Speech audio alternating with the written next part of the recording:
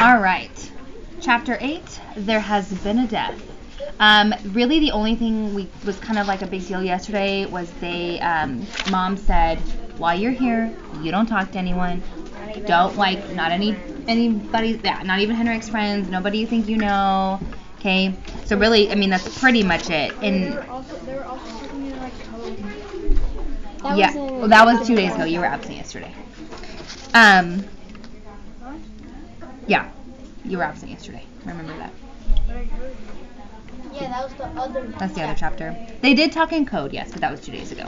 Okay, so they're at Uncle Henrik's house. We ended with.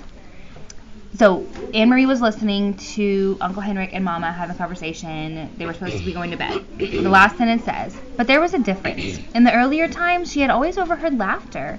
Tonight, there was no laughter at all. All right, chapter 8, There Has Been a Death. Through a haze of dreams, Anne-Marie heard Henrik rise and leave the house, headed for the barn with his milking pail at daybreak. Later, when she woke again, it was morning. She could hear the birds calling outside, one of them close by the window in the apple tree, and she could hear Mama below in the kitchen talking to Kirsty. Ellen was still asleep.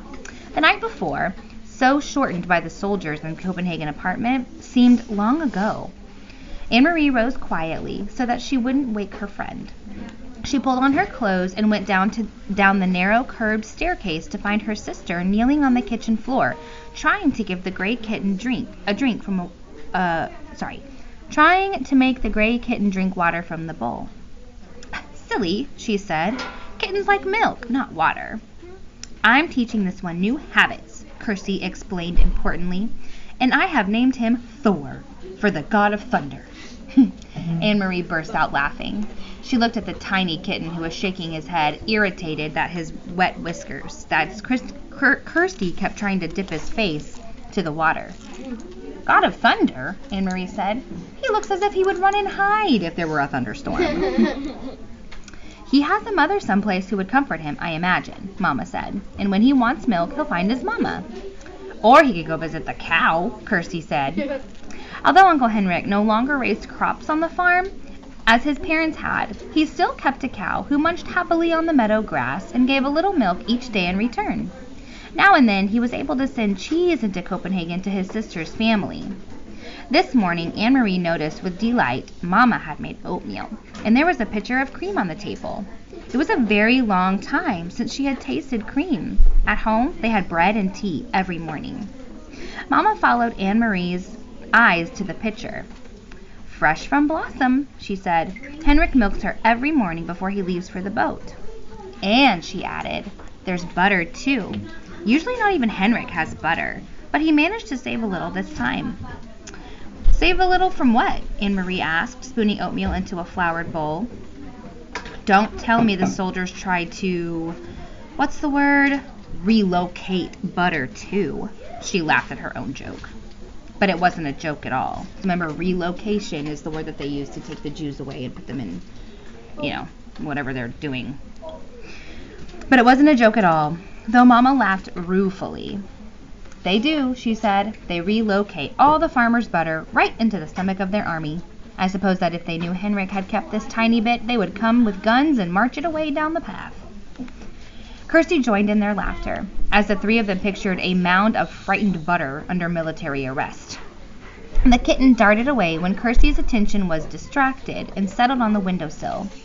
Suddenly, here in this sunlit kitchen, with cream in a pitcher and a bird in the apple tree beside the door, and out in the cake cot where Uncle Henrik, surrounded by bright blue sky and water, pulled in his nets with shiny silver fish, suddenly the specter of guns and grim-faced soldiers seemed nothing more than a ghost story, a joke with which to frighten children in the dark.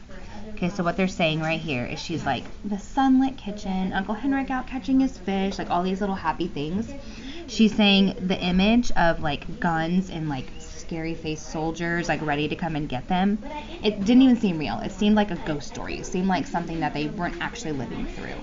Okay, because everything seems so good right now. Ellen appeared in the kitchen doorway, smiling sleepily, and Mama put another floured bowl of steaming oatmeal on the old wooden table. cream, Anne-Marie said, gesturing to the pitcher with a grin. So it's almost like getting a little bit of sugar in the oatmeal, so they haven't had anything good lately.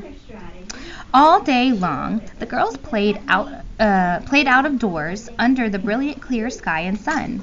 Anne-Marie took Ellen to the small pasture beyond the barn and introduced her to Blossom, who gave a lazy, rough-textured lick to the palm of Ellen's hand when she extended it timidly.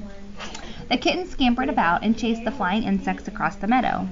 The girls picked armfuls of wildflowers, dried brown now by the early fall chill, and arranged them in pots and pitchers until the tabletops were crowded with their bouquets. Inside the house, Mama scrubbed and dusted, tisk-tisking at Uncle Henrik's untidy housekeeping. She took the rugs out to the clothesline and beat them with a stick, scattering dust into the air.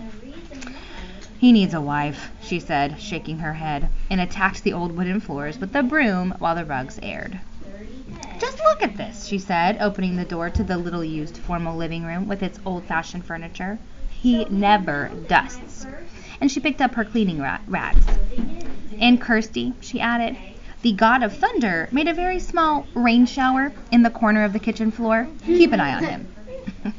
A rain shower.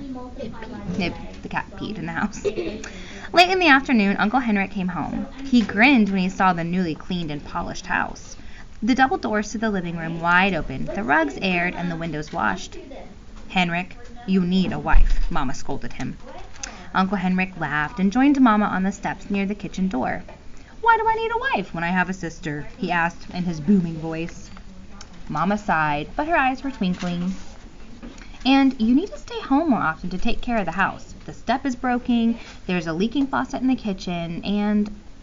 Henrik was grinning at her, shaking his head in mock dismay. "And there are mice in the attic, and my brown sweater has a big moth hole in the sleeve, and if I don't wash the window soon..." And they laughed together. "Anyway," Mama said, "I have opened every window, Henrik, to let the air in and the sunlight. Thank goodness it's such a beautiful day." "Tomorrow will be a day for fishing," Henrik said, his smile disappearing. Anne-Marie, listening, recognized the odd phrase. Papa had said something like it on the telephone. "Is the weather good for fishing, Henrik?" Papa had asked. But what did it mean? Henrik went fishing every day, rain or shine. Denmark's fishermen didn't wait for sunny days to take their boats out and throw their nets into the sea. Anne-Marie, silent, sitting with Ellen under the apple tree, watched her uncle. Mama looked at him. "The weather is right?" she asked. So they're still talking in this code. Henrik nodded and looked at the sky. He smelled the air. "I will be going back to the boat tonight after supper. We will leave very early in the morning. I will stay on the boat all night." Anne-Marie wondered what it would be like to be on a boat all night, to lie at anchor, hearing the sea slap against the sides, to see the stars from your place on the sea. "You have prepared the living room?" Uncle Henrik asked suddenly. Mama nodded. "It's cleaned, and I have moved the furniture a bit to make room." "And you saw the flowers?" she added. "I hadn't thought of it, but the girls picked dried flowers from the meadow." "Prepared the living room for what?" Anne-Marie asked. "Why did you move the furniture?" Mama looked at Uncle Henrik. He had reached down for the kitten scampering past, and now held it against his chest and scratched its chin gently. It had arched its small back with pleasure. "Well, girls," he said, "it's a sad event, but not too sad really, because she was very, very old. There has been a death, and tonight your great-aunt Bert will be resting in the living room in her casket before she is buried tomorrow. It is the old custom, you know, for the dead to rest at home, and their loved ones to be with them before burial." Kirsty was listening with a fascinated look. "Right here?" she asked. "A dead person right here?" Anne-Marie said nothing. She was confused. This was the first that she had heard of a death in the family. No one had called Copenhagen to say that there had been a death. No one had seemed sad.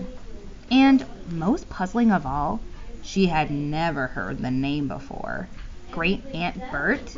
Surely she would have known if she had a relative by that name. Kirsty might not. Kirsty was little and didn't pay attention to such things. But Anne-Marie did. She had always been fascinated by her mother's stories of her own childhood. She remembered the names of all the cousins, the great-aunts and uncles, who had been a tease, who had been a grouch, who had been such a scold that her husband had finally moved away to a different house, though they continued to have dinner together every night. Such wonderful, interesting stories, filled with colorful personalities of her mother's family. And Anne Marie was quite certain, though. She said nothing.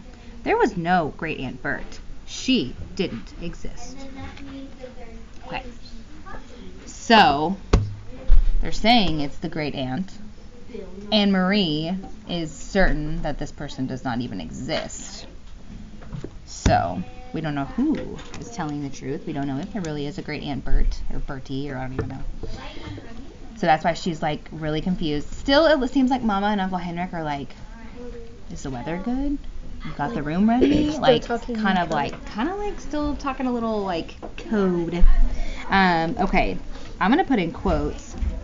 Great Aunt Bert or Bertie.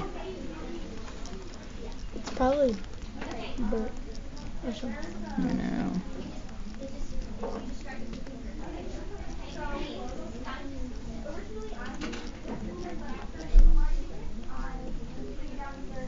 Anne Marie knows of no such person.